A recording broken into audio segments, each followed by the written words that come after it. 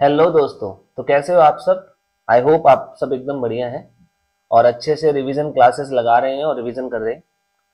चलिए आज की हमारी क्लास शुरू करते हैं। आज की क्लास में हमें बहुत ही सिंपल सा छोटा सा टॉपिक करना है। टॉपिक का नाम है accounts and records under GST. ये जो आपका टॉपिक है बहुत ही छोटा सा टॉपिक है। आज की क्लास में ही ये टॉपिक आपका पूरा हो जाएगा और आपके इवन आपके सीए इंटर का जो मॉड्यूल है आईसीआई का, उसमें भी एक पूरा चैप्टर बना रखा है। बट मैं कहूंगा कि ये बहुत छोटा सा टॉपिक है, बट स्टिल सभी को सरप्राइज करते हुए आईसीआई ने इस बार जो आपके एग्जाम हुए थे सितंबर में, उस एग्जाम में इस पर्टिकुलर टॉपिक से आई थिंक 8 मार्क्स के 2 क्वेश्चन आए थे। मतलब 4 मार्क्स के 2 क्वेश्चन यहाँ पे पूछे गए थे इस छोटे से टॉपिक से। मतलब आप कहोगे इस पूरे सिलेबस में आपका जीएसटी का जो सिलेबस है, अगर हम उस सिलेबस को इस चैप्टर के साथ कंपेयर करें तो ये सिलेबस क्या मुश्किल से 2 से 5% हिस्सा बनता है। बट अगेन आईसीआई ने 2 क्वेश्चन यहाँ से पूछ लिए थे लास्ट अटेम्प्ट में। बहुत ही सिंपल, बहुत ही ऑब्वियस क्वेश्चन थे।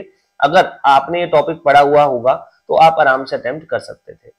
ठीक है, चलिए तो टॉपिक स्टार्ट करते हैं। सबसे पहले समझते हैं कि टॉपिक है क्या। ये टॉपिक है आपका अकाउंट्स एंड रिकॉर्ड्स। ये जो चैप्टर बनाया गया है या ये जो आपका पार्ट है आपके सीजीएसटी एक्ट का, वो बात करता है कि अंडर जीएसटी आपको बहुत सारे रिकॉर्ड्स, बहुत सारे अकाउंट्स जो है वो मेंटेन करने होते हैं। तो हमारा ये चैप्टर कहता है कि आप जब ट्रांजेक्शन करते हो सेल का, परचेज का, देन आपके पास अदर भी बहुत सारे डॉक्यूमेंट्स बनाए जाते हैं। लाइक कोई इनवॉइस बनाया जा रहा है, कोई डिलीवरी चलान है, ई वे बिल बनता है, कोई आप रिसीट कर रहे हो तो वहां पे आपने रिसीट वाउचर बनाया है, देन पैसे वापस रिफंड कर रहे हो तो रिफंड वाउचर आता है, पेमेंट वाउचर आता है। ऐसे बहुत सारे न्यूमरस डॉक्यूमेंट्स हैं जो आप अंडर जीएसटी बनाते हो। तो हमारा ये जो टॉपिक है ये कंसर्न करता है कि जो आपने डॉक्यूमेंट्स बनाए हैं, जो रिकॉर्ड्स आपने बनाए हैं अंडर जीएसटी, वो आपको जो है कब तक मेंटेन करने हैं, कैसे मेंटेन करने हैं, कहां पे मेंटेन करने हैं, एंड इवन ये मुद्दा भी कि कौन कौन से रिकॉर्ड मेंटेन करने हैं इस चैप्टर में बताए गए। बेसिकली कहूं तो यहाँ पे जो आपके डॉक्यूमेंटेशन बताई गई है वो आपको पूरी करनी होती है सो दैट आपने जो जीएसटी सेल्फ असेसमेंट बेसिस पे किया है। देखिए हमारे पास जो टैक्सेस है, चाहे आप जीएसटी की बात करो या आप इनकम टैक्स की बात करो, इंडिया में ये सेल्फ असेसमेंट बेसिस पे चलते हैं। सेल्फ असेसमेंट का मतलब है गवर्नमेंट आपको ईमानदार मानती है और गवर्नमेंट कहती है कि भाई तुम खुद से कैलकुलेट करो और वो टैक्सेस जो भी तुम्हारी सेल्फ असेसमेंट कहती है वो तुम गवर्नमेंट को टैक्सेस पे कर दो। जो भी टैक्सेस आपके हिसाब से बनते हैं सेल्फ असेस करो और गवर्नमेंट को पे कर दो। बट लेटर ऑन गवर्नमेंट क्या कर सकती है कि लेट्स से 100 लोगों ने सेल्फ असेस करके टैक्स पे कर दिया। अब गवर्नमेंट इन 100 में से किसी एक या दो को बुला लेगी कि भाई तुम्हारे रिकॉर्ड्स ले आओ, हम चेक करते हैं कि तुमने जो कैलकुलेशन की थी वो सही की थी या नहीं। बेसिक आइडिया यही है कि आपके मन में डर बना रहे कि भाई चेकिंग तुम्हारी भी हो सकती है तो गड़बड़ नहीं करनी। अगर गवर्नमेंट ये चेकिंग नहीं करे तो सब कहेंगे कि हमें सेल्फ असेस ही करना है, कौन पूछने वाला है, जैसा मन करे वो भर दो। और इस डर को बनाने के लिए कि आपकी चेकिंग भी हो सकती है, गवर्नमेंट रैंडम केसेस स्क्रूटनी में चेक करती है। देन अगर आपको लेटर ऑन 1 साल 2 साल बाद बुलाया जाएगा कि दिखाइए आपने कैसे टैक्स कैलकुलेट किया, तो आपके पास इंपॉर्टेंट डॉक्यूमेंट्स एंड रिकॉर्ड्स होने चाहिए। तो वो क्या डॉक्यूमेंट्स है, क्या रिकॉर्ड्स है जो जीएसटी लॉ में प्रिस्क्राइब किए गए हैं, जो आपको मेंटेन करने पड़ेंगे सो दैट कभी गवर्नमेंट को रिक्वायरमेंट हुई, कभी ऑफिसर ने आपसे वो मांगे तो आप उन्हें दिखा सको एंड देन वो राइटली कैलकुलेट कर सके आपके टैक्सेस को। तो इसी पर्पज से यहाँ पे कुछ रिक्वायरमेंट्स डाली गई हैं जो हमें इस चैप्टर में पढ़नी है। सेकेंडली इस चैप्टर में जो रिकॉर्ड्स मेंटेनेंस की बात कही गई है वो अलग अलग टाइप के बिजनेस ओनर्स के लिए या अलग अलग टाइप के बिजनेसमैन के लिए या अलग अलग टाइप के पर्सन के लिए मैं कहूंगा सेपरेट रिक्वायरमेंट बताई गई है। तो हमें इस चैप्टर में हर व्यक्ति के लिए समझना है कि क्या रिक्वायरमेंट बताई गई है। ठीक है, चलिए तो स्टार्ट करते हैं हमारे आज की क्लास। सबसे पहली बात, proper record maintenance is must for GST registered person. जो जीएसटी में रजिस्टर्ड व्यक्ति है उनके लिए प्रॉपर रिकॉर्ड मेंटेनेंस बहुत जरूरी है। और ये जीएसटी में रजिस्टर्ड पर्सन इसलिए कहा गया बिकॉज यहाँ पे इस चैप्टर में जो रिक्वायरमेंट है बुक्स ऑफ अकाउंट की या रिकॉर्ड मेंटेनेंस की, वो मोस्टली जीएसटी रजिस्टर्ड पर्सन पे लगती है। मैं कह रहा हूं मोस्टली। मोस्टली कहने का रीजन है कि कुछ केस ऐसे भी हैं जहां पे अनरजिस्टर्ड व्यक्ति जो जीएसटी में रजिस्टर्ड तक नहीं है उनसे भी गवर्नमेंट रिकॉर्ड मेंटेन करवा रही है। जी हाँ बिल्कुल, जो रजिस्टर्ड नहीं है उनको भी कहा जा रहा है कि आप रिकॉर्ड मेंटेन कीजिए। हमारे पास ऐसे सिर्फ 2 ही व्यक्ति है जिनको ऐसा बोला गया है। नंबर 1 इज आपका transporter and number 2 is warehouse operator or warehouse owner, इनको इवन दो ये अनरजिस्टर्ड हुए तो भी रिकॉर्ड मेंटेनेंस के लिए बोला जाएगा। अदरवाइज जो रिक्वायरमेंट्स है वो रजिस्टर्ड पर्सन के ऊपर फॉल करती है। नेक्स्ट, रिकॉर्ड मेंटेनेंस आप इलेक्ट्रॉनिकली भी कर सकते हो, मैनुअली भी कर सकते हो। लॉ इसके बारे में साइलेंट है, मतलब आपको दोनों ही ऑप्शन देता है। आपको ऐसा नहीं है कि आपको इलेक्ट्रॉनिकली ही मेंटेन करने हैं, अगर आपका मन करे तो आप मैनुअली मेंटेन कर लो, फिजिकली मेंटेन कर लो, either you can also maintain it electronically. Next, जो आपके डॉक्यूमेंटेशन है वो करेक्ट जीएसटी कैलकुलेशन में हेल्प करते हैं, ये मैंने आपको ऑलरेडी बता दिया है।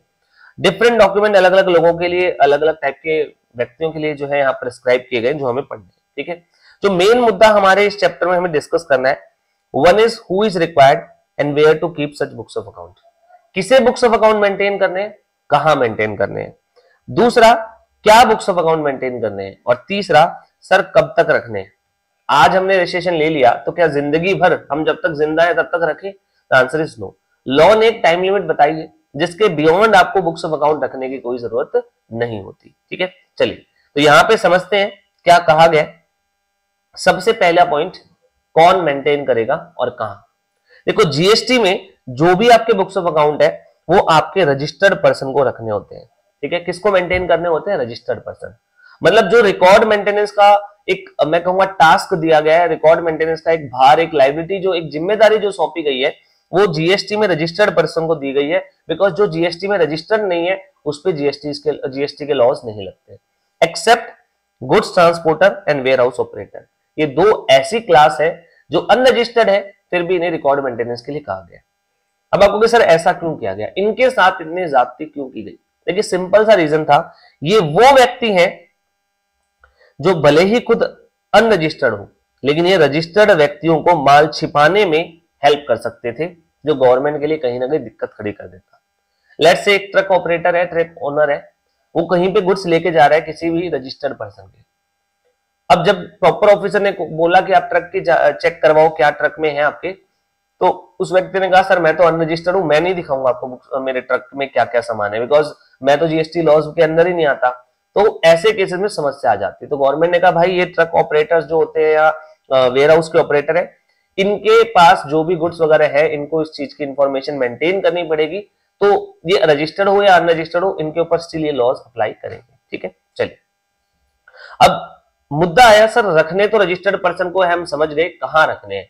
तो मैं कहूंगा आपको दोनों जगह पे, that is your PPOB and APOB, दोनों जगह पे रखने हैं। PPOB that means principal place of business, APOB मतलब एडिशनल प्लेस ऑफ बिजनेस। कोई डॉक्यूमेंट हेड ऑफिस का है तो हेड ऑफिस में रखिए, कोई डॉक्यूमेंट ब्रांच का है तो ब्रांच में रखिए।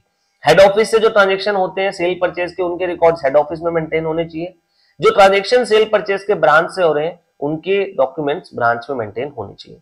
तो पहला मुद्दा, हु एंड वेयर, रजिस्टर्ड व्यक्ति करेगा, कहां पे रखेगा? पीपीओबी एपीओबी। दूसरा, अब सेकंड मुद्दा पहले समझ लेते हैं, जो हमारा टाइम लिमिट का है, छोटा टॉपिक है, पहले वो समझ लेते हैं कब तक मेंटेन करने हैं।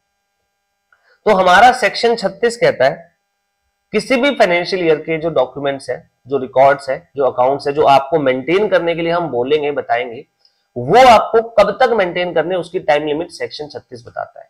क्या कहता है सेक्शन 36? आपको 72 महीने, यानी कि सिंपली कहूं तो 6 साल, 6 इयर्स तक ये आपके बुक्स ऑफ अकाउंट मेंटेन करने हैं। बट ये 6 ईयर कहां से देखने हैं? From the due date of furnishing of annual return for the year. जिस साल की आप बात कर रहे हो उस साल की जो एनुअल रिटर्न जाती है, कोई भी फाइनेंशियल ईयर होता है तो हमें एक एनुअल रिटर्न फाइल करनी होती है। बीइंग अ बिजनेस पर्सन, हमें पूरे साल का ब्यौरा देने के लिए एक एनुअल रिटर्न फाइल करनी होती है, जो जीएसटीआर 9 की सीरीज में जाती है आपकी। फॉर एग्जाम्पल, लेट्स से अभी हमारा फाइनेंशियल ईयर 2023-24 खत्म हुआ है, 31 मार्च 24 को हमारा फाइनेंशियल ईयर 23-24 खत्म हुआ है। तो फाइनेंशियल ईयर 23-24 के लिए, ये जो आपका साल 31 मार्च 24 को खत्म हुआ है, उसके लिए जो एनुअल रिटर्न जानी है वो आपकी 31 दिसंबर 2024 तक जानी है। यानी कि मोटा मोटी कहूं तो 9 महीने का समय आपको मिलता है अपनी एनुअल रिटर्न फाइल करने के लिए। तो आपको कहा गया है कि आपकी जो एनुअल रिटर्न फाइल करने की ड्यू डेट है, यानी कि 31 दिसंबर 2024, यहां से 6 साल 72 मंथ फ्रॉम दिस डेट, यानी कि 31 दिसंबर 2030 तक, जिस भी फाइनेंशियल ईयर की बात कर रहे हो आप, फाइनेंशियल ईयर जैसे 23-24 की बात करें, तो फाइनेंशियल ईयर 23-24 के डॉक्यूमेंट्स आपको मेंटेन करने हैं टिल 31 दिसंबर 2030। उसके बाद आप इन्हें डिस्पोज कर सकते हो। इस पीरियड तक आपको इनको मेंटेन रखना पड़ेगा ताकि गवर्नमेंट जब भी डिमांड करे आपको वहां मौके पे वो दिखा सको। ठीक है, तो 6 साल का टाइम लिमिट रखी गई है from the due date of annual return. अब ध्यान रखना, कई बार गवर्नमेंट इस ड्यू डेट को एक्सटेंड कर देती है। लाइक शुरू में जब जीएसटी आया तो फाइनेंशियल ईयर 17, 18, 18, 19, 19, 20 इसमें गवर्नमेंट ने कई बार एक्सटेंशन दिया इस ड्यू डेट के लिए। तो लेट्स से गवर्नमेंट ने बोला ये ड्यू डेट 31 दिसंबर जो 24 की बनती है, हम इसे 31 जनवरी 2025 तक एक्सटेंड कर रहे हैं, एक महीना डेट बढ़ा दी। तो याद रखना है जो बुक्स ऑफ अकाउंट मेंटेनेंस का टाइम लिमिट है ये भी यहां से 6 साल हो जाएगा, दैट मींस इसमें भी एक महीना एक्सटेंड हो जाएगा। ठीक है, तो ये टाइम लिमिट रखी गई है कि आपको कब तक जो है बुक्स ऑफ अकाउंट मेंटेन करने हैं। अब नेक्स्ट मुद्दा आया, किसे मेंटेन करने हैं, कहां मेंटेन करने हैं, कब तक करने हैं, ये हम समझ गए। अब मेन मुद्दा क्या मेंटेन करना है, जहां से आपका मेनली ये चैप्टर बनता है, what to maintain. Section 35 of the CGST act बताता है कि आपको कौन कौन से बुक्स ऑफ अकाउंट मेंटेन करने हैं या क्या क्या रिकॉर्ड मेंटेन करने हैं। तो सेक्शन 35 कहता है every registered person has to maintain following details. आपके एक रजिस्टर्ड व्यक्ति को ये चीजों की रिकॉर्ड्स, इस चीजों की डिटेल मेंटेन करनी पड़ेगी। कौन सी चीजें sir? Number 1, production and manufacturing के रिकॉर्ड। अगर आपका कोई मैन्युफैक्चरर है तो उसे प्रोडक्शन के, मैन्युफैक्चरिंग के रिकॉर्ड रखने पड़ते हैं। मंथली बेसिस पे होते हैं, ये आगे हम पढ़ेंगे, बट मेनली उन्हें प्रोडक्शन के रिकॉर्ड मेंटेन करने हैं। प्रोडक्शन के रिकॉर्ड का मतलब है कितना आपने इनपुट जो है वो लिया, कितना आउटपुट बनाया, कितना ऑलरेडी माल बना पड़ा था, कितना नया बन गया, कितना बिक गया और क्या क्लोजिंग है। तो ये चीजें आपको मेंटेन करनी है। सिमिलर वे में क्या इनवर्ड आया, क्या आउटवर्ड गया, मतलब आपकी परचेज सेल की डिटेल, स्टॉक कितना पड़ा है आपके पास, आपने आईटीसी कितना अवेल किया है, आउटपुट टैक्स क्या पेबल बनता था, क्या आपने पे किया है, या अदर प्रिस्क्राइब डिटेल जो भी गवर्नमेंट बाय नोटिफिकेशन बताएगी। तो गवर्नमेंट ने बहुत सारी चीजें बताई है, हमारा मेन फोकस है उनको पढ़ना। देखिए ये बेसिक डिटेल है जो सभी रजिस्टर्ड पर्संस को मेंटेन करनी है। और अब हम जो पढ़ने वाले हैं वो पर्सन स्पेसिफिक रिक्वायरमेंट है। तो मैं सिंपली कहूं तो दीज आर जनरल रिक्वायरमेंट, ये चीजें तो सबको मेंटेन करनी है। और अब आएंगी स्पेसिफिक रिक्वायरमेंट जो अलग अलग व्यक्तियों को ध्यान में रखते हुए गवर्नमेंट ने नोटिफाई की है। बहुत ही सिंपल चीजें, यहाँ कुछ ज्यादा समझाने वाला नहीं है, तो मैं जल्दी से रीड ही करूंगा सो दैट आप इन चीजों को पढ़ सको। और देखो थोड़ा सा याद रखने वाला काम तो यहाँ करना पड़ेगा। ठीक है, चलिए। तो नॉर्मल रजिस्टर्ड पर्सन जो व्यापारी लोग होते हैं, हमारे ट्रेडर मैन्युफैक्चरर होते हैं, उन्हें ऊपर मेंशन इंफॉर्मेशन तो मेंटेन करनी ही है, परचेज की, सेल की, आईटीसी की, आउटपुट टैक्स की। अदर देन दैट उन्हें क्या और मेंटेन करना है? Number 1, detail of import and export. अगर आपने किसी भी गुड्स या सर्विसेज का इंपोर्ट या एक्सपोर्ट किया है तो उसकी डिटेल सेपरेटली मेंटेन होनी चाहिए, ताकि जब भी ऑफिसर कहे कि दिखाओ कौन कौन से एक्सपोर्ट है तो आप दिखा सको। Secondly, detail of RCM supplies. आपकी जो सप्लाई, इनवर्ड सप्लाई या आउटवर्ड सप्लाई जो आरसीएम में टैक्सेबल है, उनके रिकॉर्ड आपके पास होने चाहिए। आपने कितना एडवांस रिसीव किया, कितना एडवांस आपने पे किया, कितना एडवांस एडजस्ट हो गया, कोई एडवांस रिफंड हुआ है या नहीं, इन सब की डिटेल भी आपके पास होनी चाहिए। सिमिलर वे में आप जिस व्यक्ति से माल खरीदते हो या जिस व्यक्ति को माल आप बेचते हो, या सिंपली कहूं तो जिससे आपने गुड्स रिसीव किए हैं या जिसको आपने गुड्स डिलीवर किए हैं, उनका नाम और कंप्लीट एड्रेस ये आपके पास होना चाहिए। एंड सिमिलर वे में कंप्लीट एड्रेस जहां पे आपने अपने गुड्स स्टोर कर रखे हैं, मतलब जितने भी आपके वेयर हाउसेज वगैरह हैं, जो आपके गोडाउन वगैरह है जहां पे अपना माल स्टोर रखते हो, उनका भी कंप्लीट एड्रेस आपको यहाँ पे अपने पास डिटेल के तौर पर रखना है। तो ये बेसिक चीजें हैं जो एक रजिस्टर्ड पर्सन को एडिशनली रखनी होती है, ऊपर जो कहा उनके अलावा। अब एक चीज याद रखना, जो हमारे कंपोजिशन डीलर होते हैं उन्हें कुछ रियायतें मिली है। ध्यान है आप सभी को, कंपोजिशन डीलर मतलब छोटे व्यापारी। तो गवर्नमेंट ने इनको कुछ रियायतें दी है कि आपको कुछ कम बर्डन हम देंगे, आपको कुछ डिटेल्स मेंटेन नहीं करनी। लाइक इन्हें स्टॉक की डिटेल मेंटेन नहीं करनी पड़ती, ये हम ऑलरेडी डिस्कस कर चुके हैं। इन्हें टैक्सेस की डिटेल मेंटेन नहीं करनी होती, बिकॉज कंपोजिशन डीलर ना तो आईटीसी क्लेम करता है, ना कस्टमर से टैक्सेस कलेक्ट करता है, ना कुछ आईटीसी मांगता है, ना कुछ आउटपुट पे करता है। सिंपल फ्लैट एक फिक्स रेट अपनी जेब से पे करता है। तो कंपोजिशन डीलर के लिए एग्जम्पशन है जो आपने ऑलरेडी कंपोजिशन वाले टॉपिक में पढ़ लिया, बट स्टिल मैंने यहाँ पे नोट्स में डाल दिए, आप इसे एक बार रीड फिर से कर सकते हो। चलो, तो ये था मेरा पहला पर्सन, नॉर्मल रजिस्टर्ड पर्सन इसे क्या डिटेल मेंटेन करनी है। अब second class I agent. Agent वो व्यक्ति होता है जो औरों के बिहाफ पर गुड्स एंड सर्विसेज की इनवर्ड आउटवर्ड सप्लाई करता है, मतलब ये औरों के बिहाफ पर सेल परचेज के ट्रांजेक्शंस किया करता है, उस व्यक्ति को हम एजेंट कहते हैं। अब एजेंट के लिए कुछ स्पेसिफिक रिक्वायरमेंट हमारे लॉ ने यहाँ पे मेंशन किए कि इस एजेंट को क्या क्या जो बुक्स ऑफ अकाउंट है या क्या क्या रिकॉर्ड्स है जो एडिशनली मेंटेन करने पड़ेंगे। देखिए, अगर एजेंट रजिस्टर्ड है तो उसने क्या परचेज किया, क्या सेल किया, क्या ओपनिंग स्टॉक था, क्या क्लोजिंग स्टॉक है, क्या उसका आईटीसी है, क्या उसका आउटपुट टैक्स है, ये सारे डिटेल तो उसे मेंटेन करनी है। अदर देन दैट उसे क्या मेंटेन करना है। नंबर 1, जब भी कोई व्यक्ति किसी प्रिंसिपल का एजेंट बनता है तो प्रिंसिपल उसे लिखित में कुछ जरूर देगा कि देखिए मैं आपको ऑथराइज कर रहा हूं, आप मेरे बिहाफ पर सेल परचेज कर सकते हो। तो ऐसे जो भी ऑथराइजेशन उसे मिले हैं उसकी उसे डिटेल मेंटेन करनी है। Particular of authorization received by him from each principal to receive and supply goods and services. दूसरा, जब ऑथराइजेशन मिल जाता है तो प्रिंसिपल के बिहाफ पर गुड्स एंड सर्विसेज रिसीव करता है और सप्लाई करता है, तो उसे उस चीज की भी डिटेल मेंटेन करनी है। डिस्क्रिप्शन, किस नेचर के गुड्स एंड सर्विस है, वैल्यू एंड क्वांटिटी, ये आपको मेंटेन करनी है प्रिंसिपल वाइज। ये ध्यान रखना, हर प्रिंसिपल के लिए सेपरेटली डिटेल मेंटेन होनी चाहिए कि कौन से प्रिंसिपल के लिए आपने कितने गुड्स रिसीव किए और बेचे हैं। कौन से प्रिंसिपल का मतलब ये है कि कई बार आप एक साथ एक से ज्यादा लोगों के एजेंट हो सकते हो। लेट्स से मैं 4 लोगों के बिहाफ पर goods and services cell purchase करता हूं, दैट मींस मेरे 4 प्रिंसिपल है, तो मुझे सारी डिटेल प्रिंसिपल वाइज मेंटेन करनी पड़ेगी सेपरेटली। मुझे डिटेल्स मेंटेन करनी है अकाउंट जो मैंने फर्निश किया प्रिंसिपल को, मतलब जैसे कि पीरियोडिक बेसिस पे हम प्रिंसिपल को हिसाब भेजते हैं कि भाई तुमने मुझे इतने रुपए का सामान भेजा था, मैंने इतने का बेच दिया, इतना अभी मेरे पास बचा है, मैंने इतना पैसा कलेक्ट किया तुम्हारे बिहाफ पर, ये मेरा कमीशन बनता है, नेट काट के मैं तुम्हें ये भेज रहा हूं।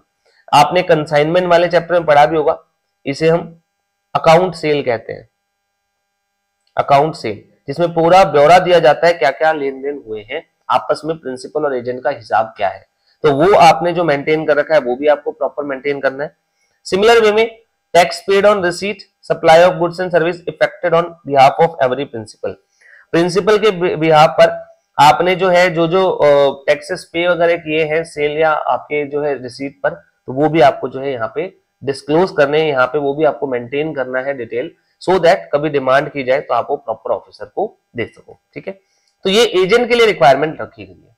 आप देख सकते हो यहाँ हर व्यक्ति के लिए कुछ अलग रिक्वायरमेंट है, एंड लास्ट टाइम जो एग्जाम में क्वेश्चन आए थे वो स्ट्रेट फॉरवर्ड आए थे कि बताइए एजेंट को क्या मेंटेन करना है, बताइए ट्रांसपोर्टर को क्या डिटेल मेंटेन करनी है। ठीक है, तो ये सीधा सीधा पूछ लिया गया था। चलो next, manufacturer.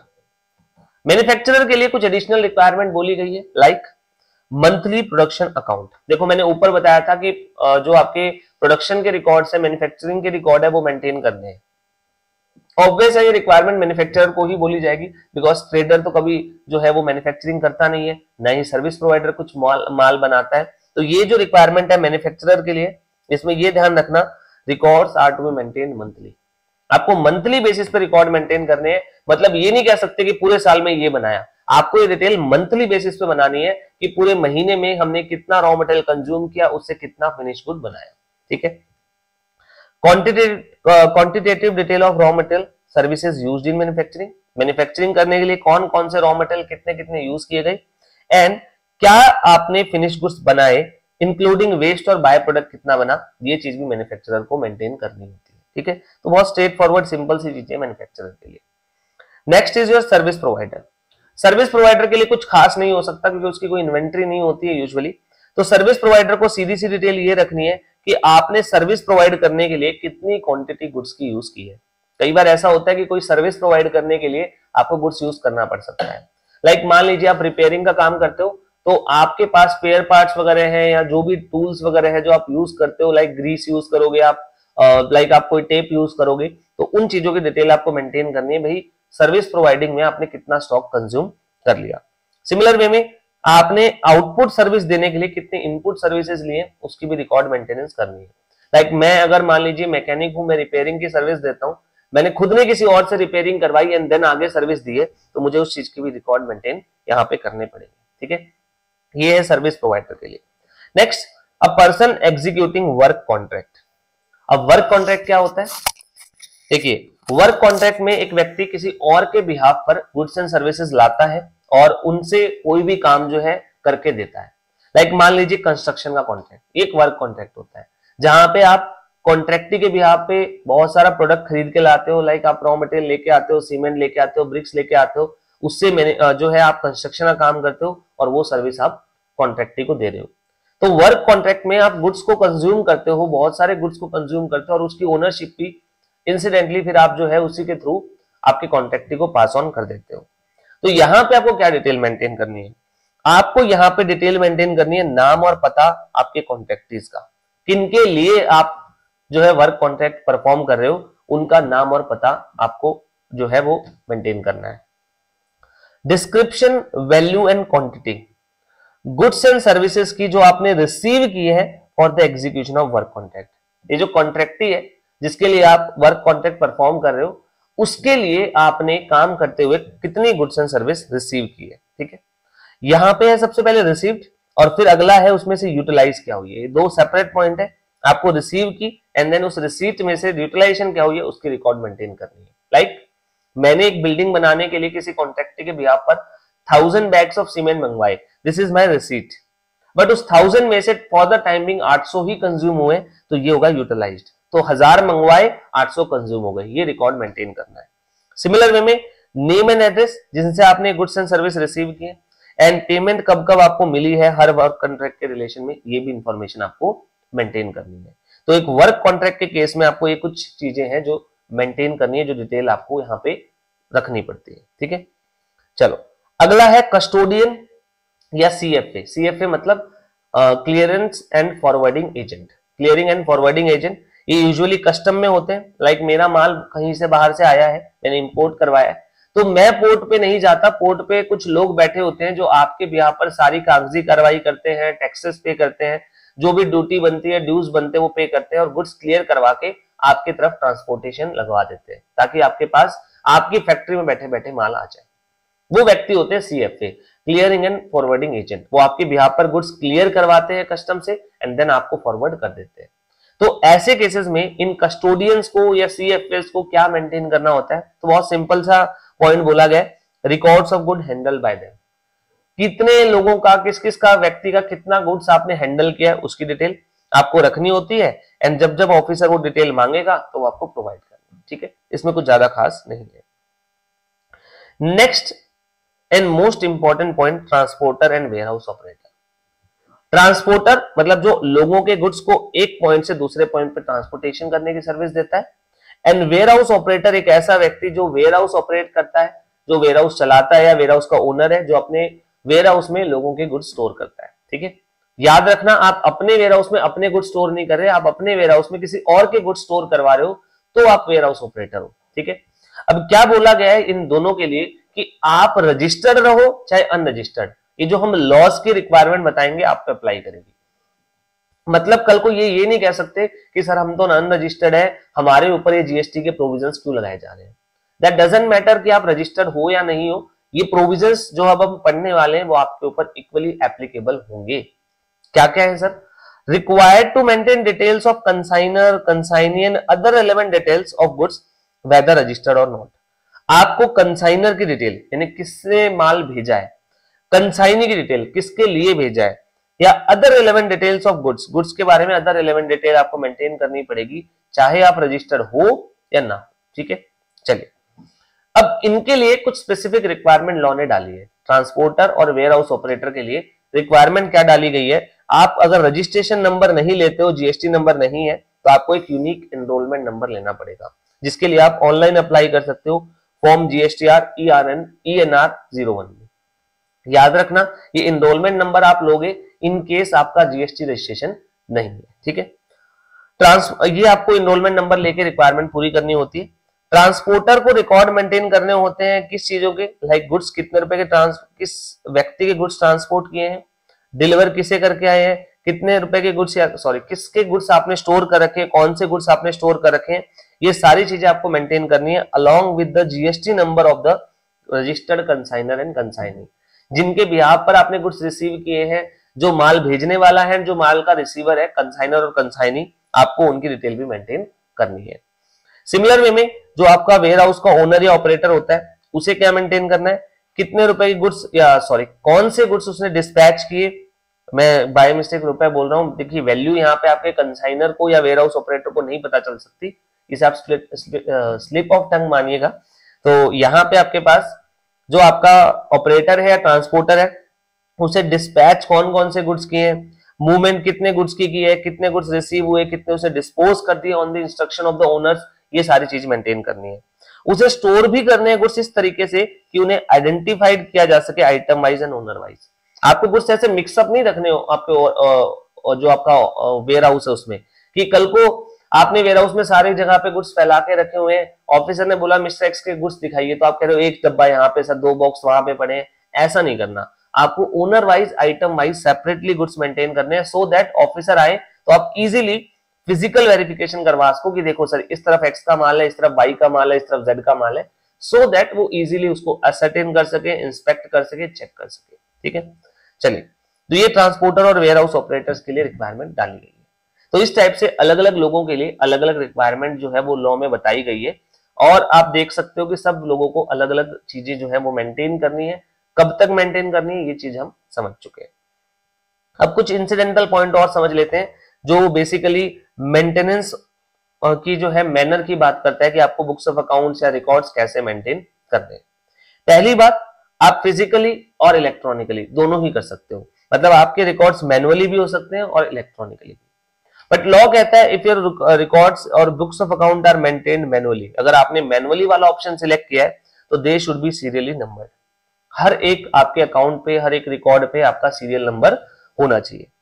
Data can be maintain electronically and proper backup must be maintain. अगर आप इलेक्ट्रॉनिकली डेटा स्टोर करते हो तो प्रॉपर टाइमली बैकअप होना जरूरी है, एंड जब जब आपसे ऑफिसर मांगे तो वो आपको रिकॉर्ड देने पड़ेंगे। अगर इलेक्ट्रॉनिकली है तो आपको वो देने पड़ेंगे।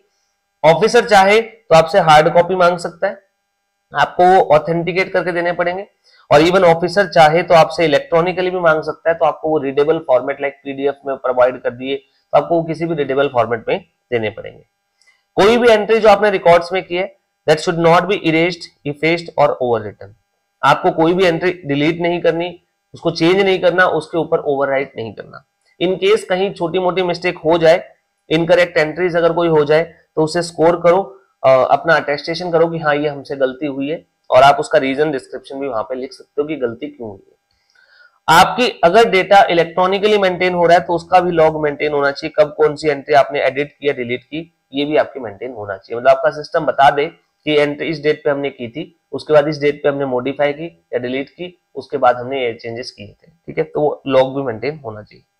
याद रखना, जो रिकॉर्ड्स, जो बुक्स ऑफ अकाउंट आपसे मांगे गए, अगर आपने मेंटेन नहीं की तो पीओ सेल्फ असेसमेंट कर सकता है, या जिसे हम कहते हैं बेस्ट जजमेंट असेसमेंट।